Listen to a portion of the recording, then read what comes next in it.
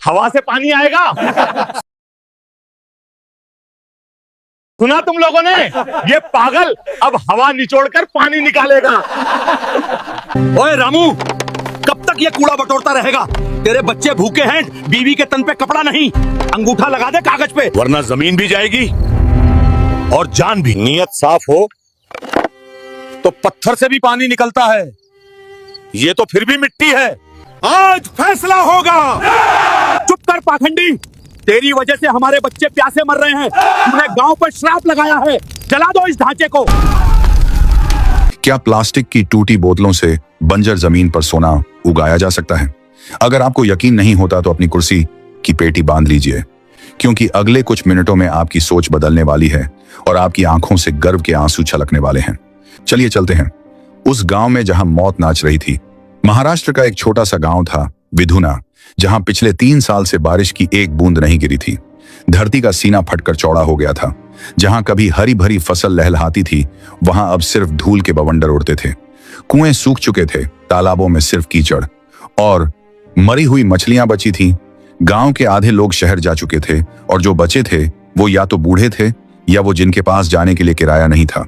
हर दूसरे दिन किसी न किसी पेड़ से लटकी हुई लाश मिलती थी, क्योंकि कर्ज का बोझ प्यास से ज्यादा भारी हो गया था। गांव की हवा में सिर्फ मातम और मायूसी थी। जानवरों की पसलियां बाहर निकल आई थीं और बच्चों के पेट भूख से फूल गए थे। लेकिन इसी मरघट जैसी शांति के बीच एक आदमी था जो हार मानने को तैयार नहीं था। उसका नाम था रामकिशन। रामकिशन की उम्र यही कोई 50 साल रही होगी। चेहरे पर झुर्रियां थीं जो समय से पहले आ गई थीं, और शरीर ऐसा जैसे हड्डियों पर सिर्फ चमड़ी मढ़ दी गई हो। उसके बाल धूप में जलकर तांबे जैसे रंग के हो गए थे और दाढ़ी बढ़ी हुई थी। गांव वाले उसे पागल कहते थे, क्योंकि जब बाकी किसान सरकार को कोसते थे या मंदिरों में जाकर सिर फोड़ते थे, रामकिशन गांव के कूड़ेदानों में मुंह मारता था। वो शहर से आने वाली बसों के पीछे भागता और यात्रियों द्वारा फेंकी गई पानी की खाली प्लास्टिक की बोतलें जमा करता। वो कबाड़ से लोहे के पाइप, पुराने टायर और कांच के टुकड़े बीनता रहता। उसका घर कबाड़ खाना बन चुका था। उसकी पत्नी सुमित्रा अक्सर रोती थी कि खाने को दाना नहीं है और यह आदमी घर में कचरा भर रहा है। लेकिन रामकिशन की आंखों में एक अजीब सी चमक थी, एक जुनून था जो उसे सोने नहीं देता था। वह अक्सर अपनी सूखी हुई जमीन पर कान लगाकर लेट जाता था, जैसे धरती के दिल की धड़कन सुनने की कोशिश कर रहा हो। गांव का सबसे अमीर आदमी और जमींदार था ठाकुर गजराज सिंह। गजराज सिंह एक क्रूर और लालची इंसान था, जिसकी हवेली में आज भी जनरेटर चलता था और एसी की हवा आती थी। उसके पास पानी का अपना टैंकर आता था, जबकि गांव वाले एक एक घूंट के लिए तरसते थे। गजराज चाहता था कि गांव के सारे किसान अपनी जमीनें उसे कौड़ियों के भाव बेच दें, ताकि वो वहां एक केमिकल फैक्ट्री लगा सके। वो जानता था कि सूखा जितना लंबा चलेगा, उसका काम उतना आसान होगा। वो गांव वालों को भड़काता था कि इस जमीन पर अब कभी पानी नहीं आएगा, इसे बेच दो और शहर जाकर मजदूरी करो। आधे से ज्यादा गांव वाले उसकी बातों में आ चुके थे। कईयों ने तो अंगूठा लगा भी दिया था, लेकिन रामकिशन ने अपनी जमीन बेचने से मना कर दिया था। उसकी जमीन उसके पूर्वजों की निशानी थी, उसकी मां थी। उसने कसम खाई थी कि चाहे जान चली जाए, पर वो अपनी मां का सौदा नहीं करेगा।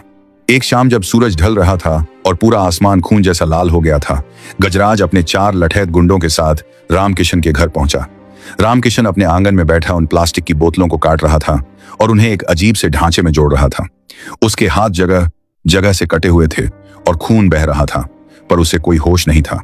गजराज ने अपनी मूंछों पर ताव देते हुए कहा, क्यों बे रामू, कब तक यह कबाड़ इकट्ठा करेगा? देख, तेरे बच्चे भूख से बिलबिला रहे हैं।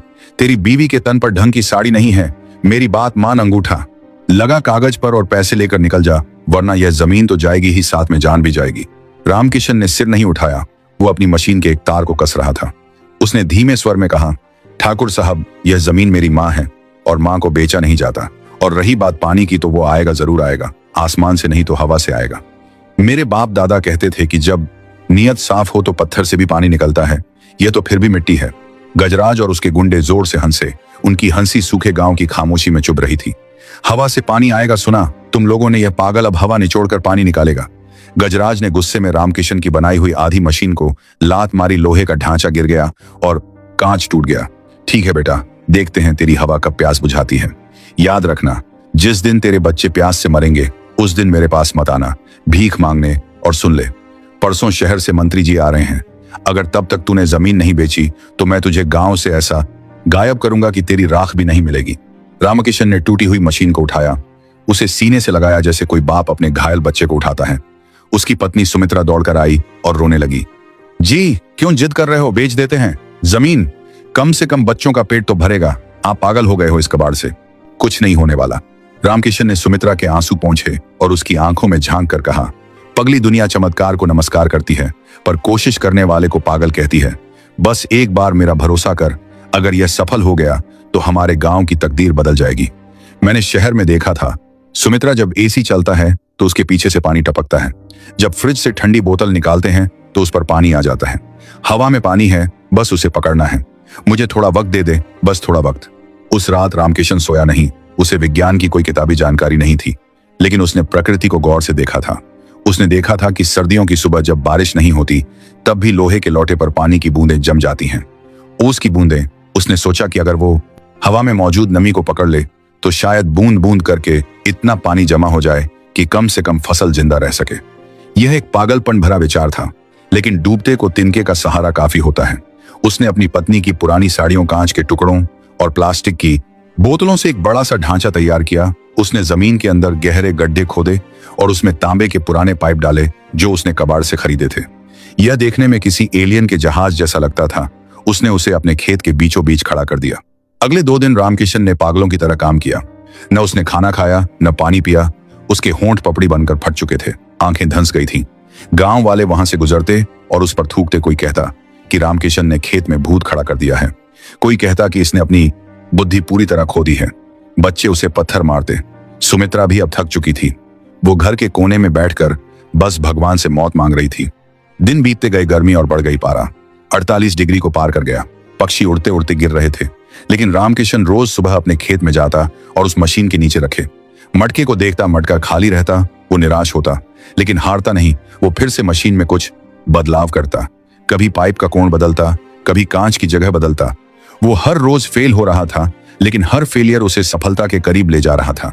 वो खुद से बातें करता, अरे ओ बादल, अगर तू नहीं बरसेगा तो क्या हम मर जाएंगे? मैं तुझे धरती पर खींच कर लाऊंगा, देख लेना। उधर गजराज सिंह का धैर्य जवाब दे रहा था। फैक्ट्री के मालिक का दबाव था कि जमीन जल्दी खाली कराओ। कल मंत्री जी आने वाले थे और गजराज चाहता था कि उनके आने से पहले यह जमीन का मसला हल हो जाए। उसने एक बहुत ही घिनौनी चाल चली। उसने गांव के पुजारी को पैसे खिलाकर यह अफवाह फैला दी कि रामकिशन ने खेत में जो यंत्र लगाया है वो कोई मशीन नहीं बल्कि एक तांत्रिक टोटका है। वो काली शक्तियों को बुला रहा है, जिसकी वजह से इंद्र देवता नाराज हो गए हैं और इसी वजह से बारिश नहीं हो रही है। जब तक वो मशीन और बारिश नहीं हो रही है, रामकिशन गांव में है, तब तक बारिश की एक बूंद नहीं गिरेगी। अंधविश्वास की पट्टी आंखों पर बंधे भूखे प्यासे गांव वाले भड़क गए। भूख इंसान को जानवर बना देती है और अंधविश्वास उसे शैतान बना देता है। अमावस्या की काली रात थी। हवाएं भी डरावनी आवाज कर रही थीं।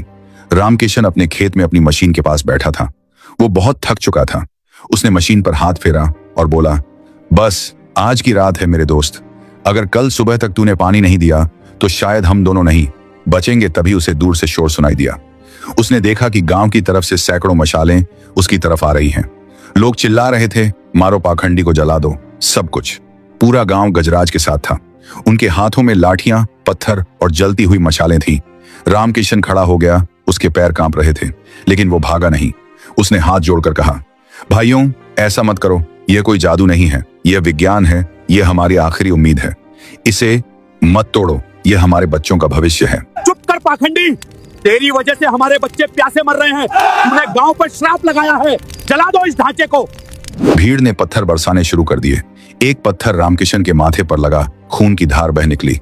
वो अपनी मशीन को बचाने के लिए उससे लिपट गया, जैसे कोई माँ अपने बच्चे को बचाने के लिए आग में कूद जाती है। लेकिन भीड़ में दया नहीं थी। उन्होंने रामकिशन को बालों से पकड़कर खींचा और लाठियों से पीटना शुरू कर दिया। रामकिशन चिल्लाता रहा, अरे मुझे मार लो पर मशीन को मत तोड़ो, उसमें पानी है, उसमें जीवन है। लेकिन किसी ने नहीं सुनी। एक आदमी ने जलती हुई मशाल उस ढांचे पर फेंक दी। प्लास्टिक की बोतलें और पुरानी साड़ियां धू धू करके जलने लगी। आग की लपटें आसमान छूने लगी। रामकिशन को लोगों ने खींचकर पीटा और दूर फेंक दिया। वो खून से लथपथ जमीन पर पड़ा अपनी मेहनत को जलते हुए देख रहा था। उसकी आंखों के सामने उसका सपना राख हो रहा था। सुमित्रा दौड़कर आई और रामकिशन के ऊपर लेट गई ताकि उसे और मारना पड़े। उसने रोते हुए हाथ जोड़े, छोड़ दो, इसे मर जाएगा यह। गजराज ने हंसते हुए कहा, देख लिया रामू, हवा से पानी तो नहीं निकला, पर आग जरूर निकल गई। अब ये आग तेरे पापों को जलाएगी।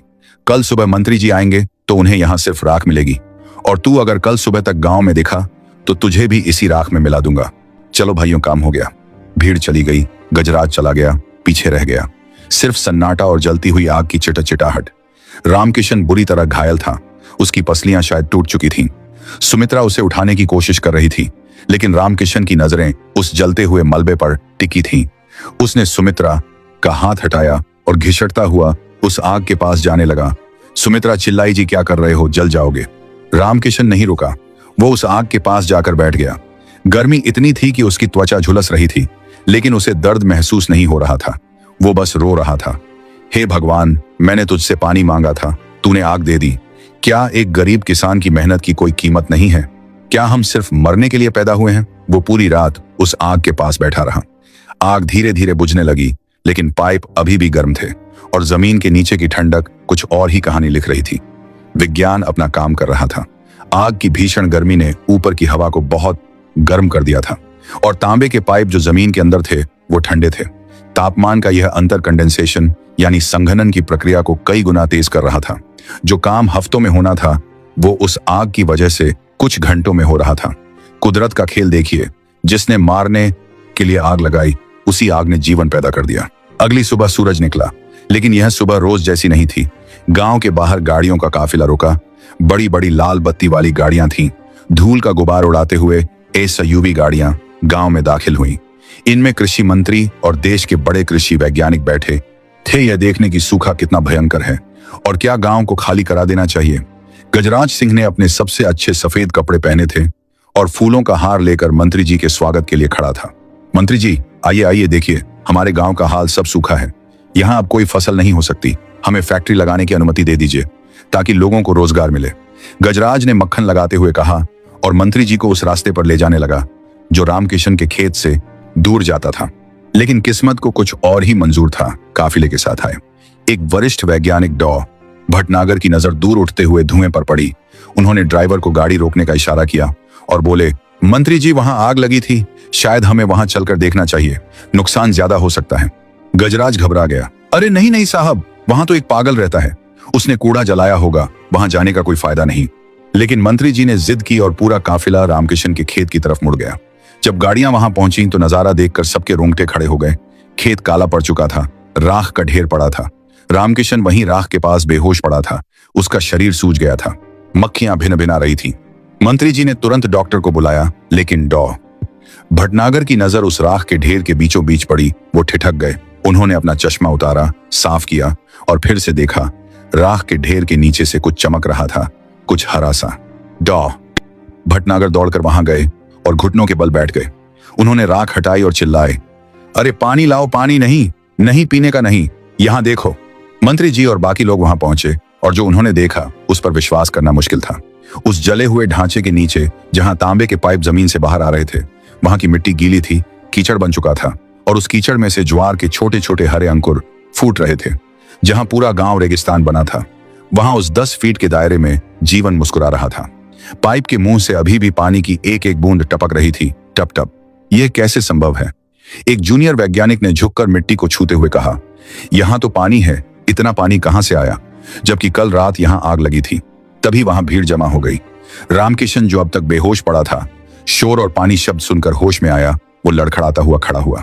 उसके कपड़े फटे थे, चेहरा खून और कालिक से सना था। उसे लगा पुलिस उसे पकड़ने आई है। यह पानी मैंने उगाया है साहब, रामकिशन ने कमजोर लेकिन साफ आवाज में कहा। मेरी मशीन मत तोड़ना।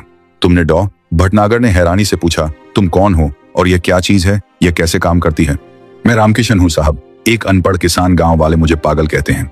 गजराज ने बीच में बोलने की कोशिश की। साहब, यह पागल है, इसने ही कल रात यहां टोना टोटका किया था, इसी वजह से आग लगी थी। चलिए यहां से। चुप रहो, मंत्री जी ने गजराज को डांटा। हाँ भाई रामकिशन, बताओ ये चमत्कार कैसे हुआ? रामकिशन ने उस जली हुई मशीन की तरफ इशारा किया और उसकी आंखों में एक अजीब सी चमक आ गई। साहब, यह टोटका नहीं है। मैंने शहर में देखा था कि ठंडा पानी बोतल के बाहर पसीना लाता है। मैंने सोचा हवा में पानी है, बस उसे निचोड़ना है। मैंने कचरे से यह मशीन बनाई थी। इसमें नीचे तांबे के पाइप थे जो जमीन की ठंडक लेते हैं और ऊपर प्लास्टिक की कीप थी। जब गर्म हवा इस पाइप से गुजरती है तो ठंडक पाकर वो पानी बन जाती है। कल रात इन्होंने मेरा घर जला दिया, मेरी मशीन जला दी, लेकिन शायद आग की गर्मी ने हवा को और गर्म कर दिया और नीचे पाइप ठंडे थे, इसलिए मशीन ने मरने से पहले धरती को इतना पानी दे दिया कि ये बीज फूट पड़े। ये मेरे पूर्वजों का आशीर्वाद है साहब। टाव भटनागर सन्न रह गए। उन्होंने तुरंत अपने उपकरणों से जांच की और उनकी आंखों में आंसू आ गए। उन्होंने मंत्री जी की तरफ देखा और बोले, सर यह आदमी जीनियस है। हम प्रयोगशालाओं में करोड़ों रुपए खर्च करते हैं और इस आदमी ने कबाड़ से कंडेंसेशन और ड्यू हार्वेस्टिंग का इतना सस्ता और देसी मॉडल बनाया है जिसे हम सोच भी नहीं सकते थे। इसने हवा से सिंचाई करने की तकनीक खोज निकाली है। यह एक क्रांति है। यह सूखाग्रस्त इलाकों के लिए वरदान है। मंत्री जी ने रामकिशन को देखा जो हाथ जोड़े खड़ा था, कांप रहा था। मंत्री जी अपनी जगह से हिले, वो कीचड़ में उतरे और उन्होंने रामकिशन के मैले कुचैले और खून से स्ने हाथों को अपने हाथों में ले लिया। उन्होंने झुककर रामकिशन के पैर छुए। रामकिशन पीछे हट गया। अरे साहब ये क्या कर रहे हैं? मैं तो एक गरीब किसान हूं। नहीं, मंत्री जी ने रुंधे गले से कहा, आप गरीब नहीं हैं रामकिशन जी, आप इस देश के सबसे अमीर आदमी हैं। आपने वो कर दिखाया जो हमारी डिग्री और पैसा नहीं कर पाया। आपने उम्मीद उगाई है। गजराज सिंह का चेहरा पीला पड़ गया था। वो धीरे से खिसकने की कोशिश करने लगा, लेकिन मंत्री जी ने पुलिस को इशारा किया, इंस्पेक्टर इस आदमी को गिरफ्तार करो। इसने न सिर्फ एक वैज्ञानिक पर हमला किया है बल्कि देश की संपत्ति को नुकसान पहुंचाया है। इसकी सारी जमीन जब्त की जाए और गरीबों में बांटी जाए। पुलिस ने गजराज को हथकड़ी पहनाई। गांव वाले जो कल तक रामकिशन को पत्थर मार रहे थे आज शर्म से सिर झुकाए खड़े थे। सुमित्रा दौड़कर आई और अपने पति के चरणों में गिर पड़ी। रामकिशन ने उसे उठाया और दोनों खूब रोए। यह दुख के नहीं जीत के आंसू थे। अगले ही हफ्ते सरकार ने रामकिशन की तकनीक को पूरे राज्य में लागू करने का ऐलान किया। रामकिशन को राष्ट्रपति भवन बुलाया गया जहां उसे पद्मश्री से सम्मानित किया गया। जब वो स्टेज पर चढ़ा तो उसने वही फटी हुई धोती पहनी थी। उसने सूट पहनने से मना कर दिया था। जब राष्ट्रपति जी ने उसे मेडल पहनाया तो पूरा हॉल तालियों से गूंज उठा। रामकिशन ने माइक पर बस इतना कहा, खेत में पसीना बहाने वाला किसान कभी अनपढ़ नहीं होता। उसे कुदरत की भाषा पढ़नी आती है। हम मिट्टी से सोना उगाना जानते हैं। बस आप लोग हमें थोड़ा सम्मान दे दो। हमें भीख नहीं चाहिए। और हाँ, कभी किसी पागल के सपने का मजाक मत उड़ाना, क्योंकि अक्सर पागल ही इतिहास रचते हैं। उस दिन के बाद विधुना गांव की तस्वीर बदल गई। रामकिशन की कचरे वाली मशीन अब हर खेत में लगी थी। वैज्ञानिकों ने उसे थोड़ा और बेहतर बना दिया था। गांव फिर से हरा भरा हो गया था। बंजर जमीन पर सच में सोना उगाया था। रामकिशन आज भी अपने खेत में बैठता है, लेकिन अब लोग उसे पागल नहीं, कृषि वैज्ञानिक रामकिशन कहते हैं। दोस्तों, रामकिशन की कहानी हमें सिखाती है कि साधन कम होने से सफलता नहीं रुकती, बस साधना सच्ची होनी चाहिए। दुनिया आपको पागल कहेगी, आपको जलाएगी, आपको तोड़ेगी, लेकिन अगर आपके इरादे में रामकिशन जैसी जिद है तो एक दिन वही दुनिया आपके लिए तालियां बजाएगी। अगर इस किसान के जज्बे ने आपके दिल को छुआ है तो इस वीडियो को हर उस इंसान तक पहुंचाएं जो अपनी जिंदगी से हार मान रहा है। कमेंट में बताएं कि आप किस शहर से यह कहानी सुन रहे हैं।